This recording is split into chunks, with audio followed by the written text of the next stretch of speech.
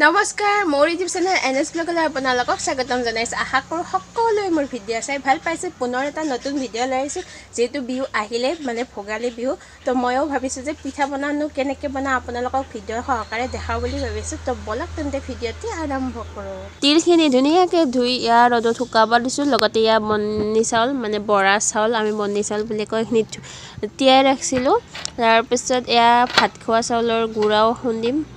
গুড়খিনি দিবাক লাগি এয়া নাৰিকল ৰুকি লোৱা হৈছে। লগতে গুড় নাৰিকল গুড় দুইটা মিক্স কৰি ধুনীয়াকৈ দিম। তো চাই এয়া আমি গুড়া খুন্দা আহি গ'লোঁ, কাৰণ পিঠা সোনকালে বনালে মানে বিহুটো বিহু লাগে আৰু সেইকাৰণে গুড়া খুন্দা সোনকালে আহি গ'লোঁ। বহুত ভাল লাগছে ঢেঁকী বৰকৈ কেনা লাগছে ঢেঁকী কৰতে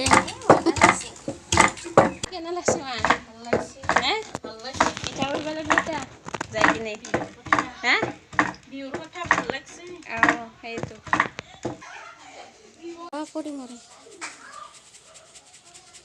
গুড়াখিনি খুন্দা হৈ গ'ল। কিবাকৈ আহিলোঁ মানে ঢেঁকীটো বহুত কষ্ট হয়, আৰু যিকি নহওক পিঠাখিনিতো বনাবই লাগিব, যিহেতু বিহু আহিলেই আৰু বেছি দিন নাই।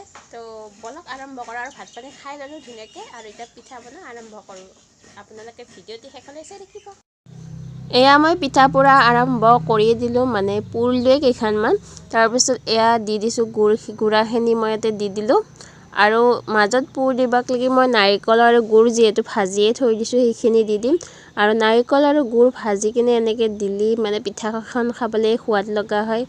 এয়া নাৰিকল আৰু গুড়ৰ সেই পুৰখিনি ইয়াতে দি দিছোঁ, আৰু ধুনীয়াকৈ গৰম হৈ উঠিয়ে আহে যিহেতু পিঠাটো, আৰু বেছি গৰম হোৱাকলৈ থাকিব নালাগে। মানে যদি বেছি গৰম হোৱাক লাগি মানে থকা যায় পিঠাটো ভাঙি যাব মাজতে। আৰু ইয়াক এটা পিঠা মোৰ হৈ গ'ল, আৰু মানে এনেকৈ বনাইছোঁৱে মই, আৰু এটা পিঠা এয়া মই বহাই দিছোঁ। ধুনীয়াকৈ গুড়াখিনি দি এয়া মিলাই দিছোঁ, আৰু চালনীৰ সহায়তো এনেকৈ দিব পাৰি, চালনী থাকে তাৰ সহায়তো দিব পাৰি, আৰু মই এনেকৈ কৰচৰতে দিছোঁ। আৰু পিঠাবিলাক মই ঢাকনিত পুৰিছোঁ, আৰু ঢাকনিত পুৰিলে পিঠাটো খুব ধুনীয়া হয়, সেইকাৰণে ঢাকনিতে পুৰিছোঁ। এয়া পুৰখিনি দি দিছোঁ মাজত, আৰু ধুনীয়াকৈ পিঠাটো উঠি আহে গৰম হোৱাৰ লগে লগে। জুইটো ধুনীয়াকৈ চাব লাগে। এয়া এইটো পিঠাও ধুনীয়াকৈ ভাজ লগাই দিছোঁ, আৰু হৈয়ে গ'ল। আৰু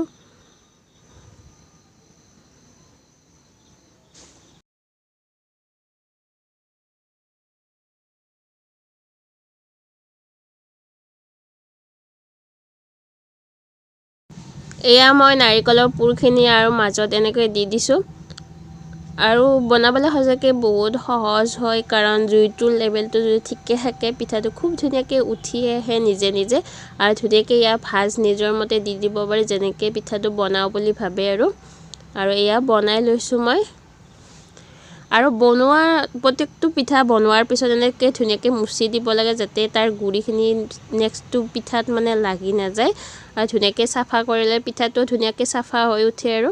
আৰু এয়া মই আৰু এটা পিঠা বনাই দেখাই দিছোঁ আপোনালোকক। আৰু পিঠাটো বনাবলৈ বহুতেই টানো পায়, আৰু আচলতে জুইখিনি যদি ধুনীয়াকৈ সমানত পৰে তেতিয়া পিঠাটো বনাবলৈ সহজ হয়। আৰু যিহেতু ইয়াতে গুড় দিয়া হৈছে নাৰিকলৰ লগত, সেইকাৰণে চামুচখনত লাগি ধৰিছে, ধুনীয়াকৈ লাঠিডালৰ সহায়ত মানে এৰাই দিব পাৰি। আৰু এনেকৈ পুৰখিনি দিলে পিঠাটো খাবলৈ সোৱাদ লগা হয় বুলি মই ভাবোঁ, আৰু সেইকাৰণে এনেকৈ দিলে, আৰু চুৰিখনৰ সহায়ত ধুনীয়াকৈ উঠাই দিছোঁ, আৰু ধুনীয়াকৈ উঠিও যায়। আৰু এয়া আৰু এটা পিঠা হৈ গ'ল মোৰ, আৰু বনাই থাকিবৰে মন যায়, আৰু যিখিনি পিঠা আছে মই বনাই লওঁ এয়া। আৰু এইখিনি হৈ গ'ল, আৰু ইয়াতে গোটেইখিনি পিঠা বনাইছোঁ মই এয়া, আৰু বাকীখিনি মই বনাই লওঁ। আৰু